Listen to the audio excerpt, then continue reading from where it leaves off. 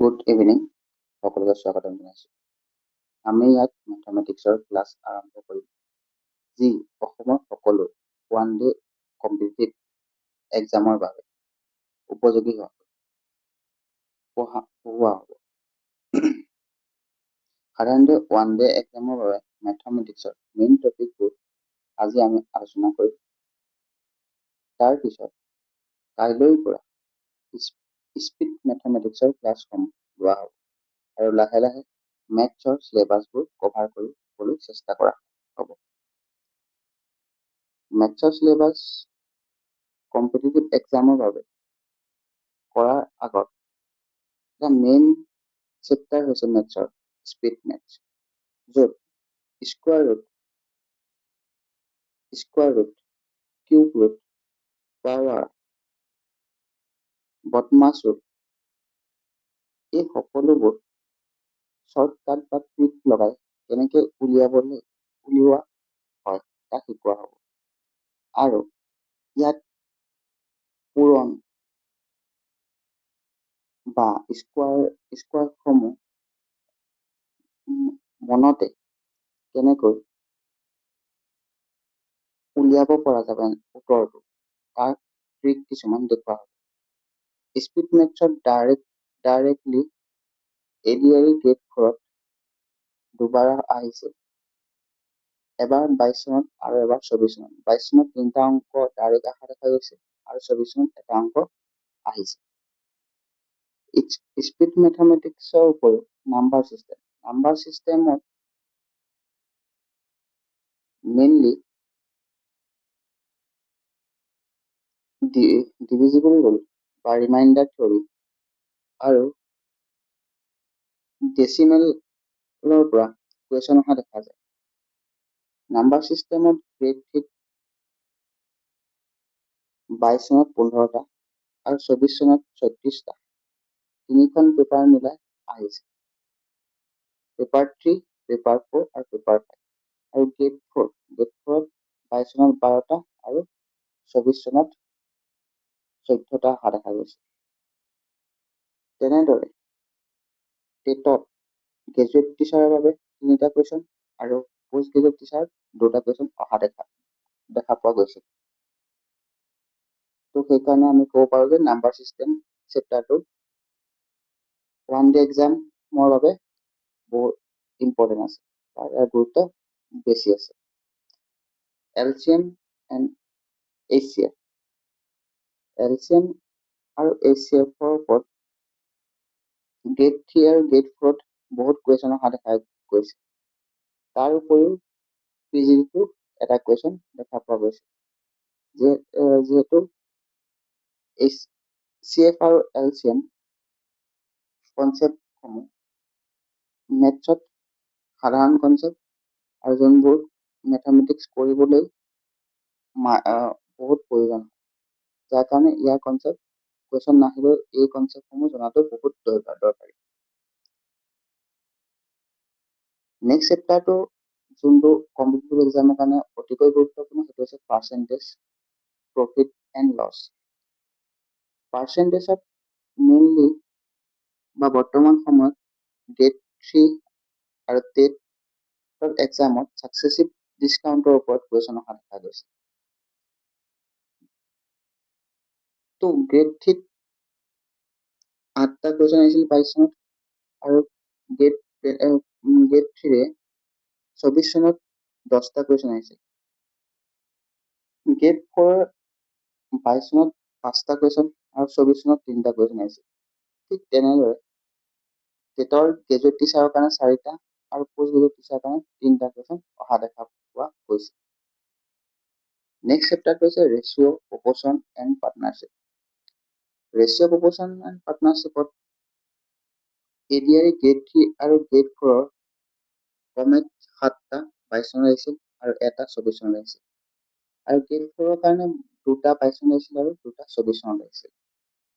আৰু টেটৰ GT টিচাৰৰ বাবে 2টা কুৱেশ্যন আহিছিল।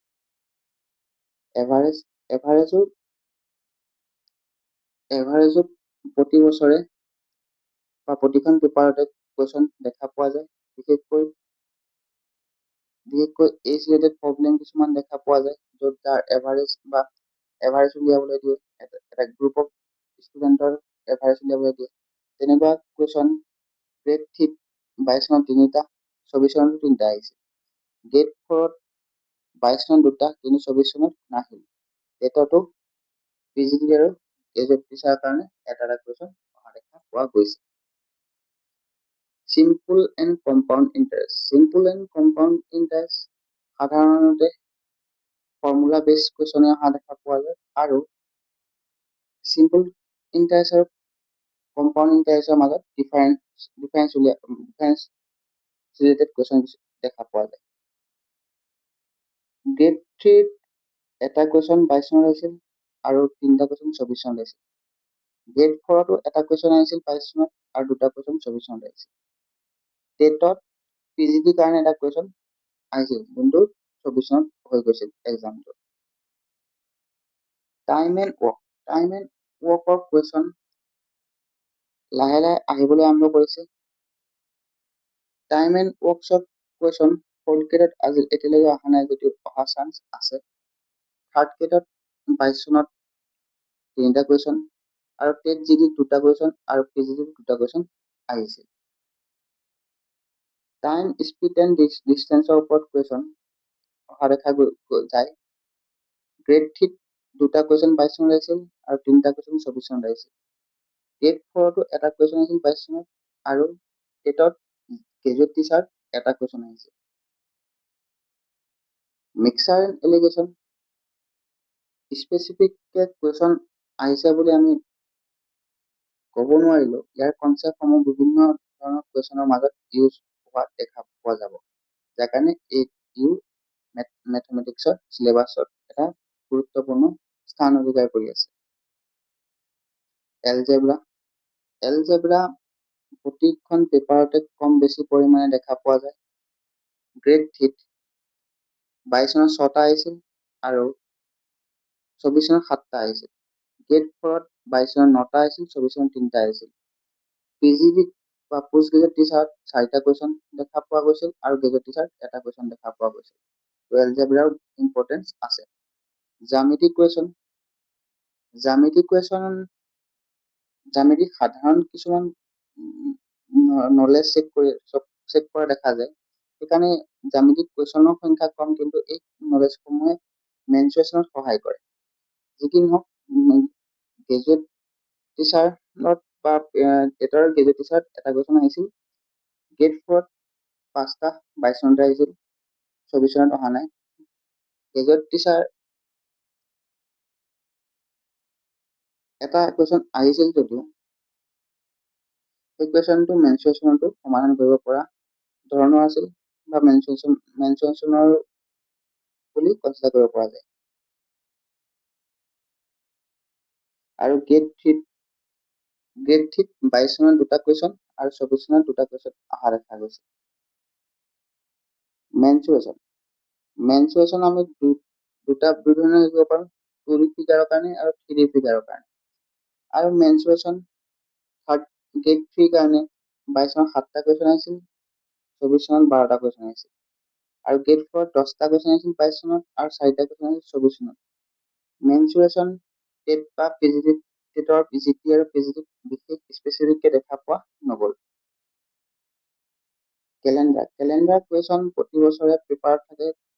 তো গ্ৰেড 3 আৰু গ্ৰেড 4তো দেখা পোৱা গৈছিল। গ্ৰেড 3ত 24 চনত এটা আৰু গ্ৰেড 4ত 22 চনত এটা কুৱেশ্যন দেখা পোৱা গৈছিল।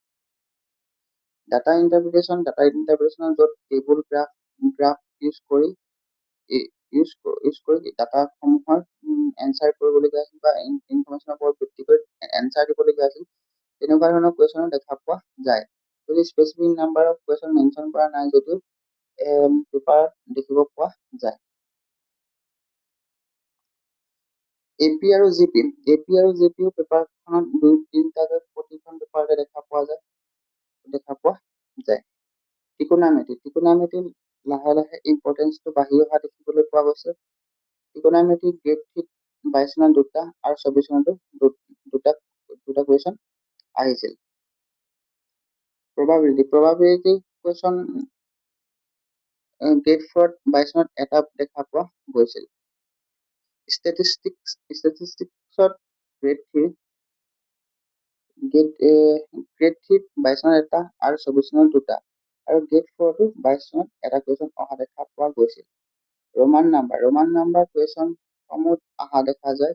জাষ্ট ৰোমান নাম্বাৰবোৰ জানিলেই তাৰ এনচাৰ কৰিব পৰা যায়। গ্ৰেড 4 22 চনত তিনিটা আৰু গ্ৰেড 3 24 চনত এটা অহা পোৱা দেখা গৈছিল। এইখিনি চেপ্টাৰে মেথমেটিক্সত ইম্পৰ্টেণ্ট। এইসমূহ চেপ্টাৰ আগন্তুক সময়ত আমি কভাৰ কৰিবলৈ চাম, যিয়ে আপোনাক অসমত হোৱা সকলো ওৱান ডে কম্পিটিটিভ এক্সামত উপযোগী কৰি তুলিব বা কম্পিটিটিভ এক্সামত ভাল ফলাফল দেখাবলৈ সহায় কৰিব।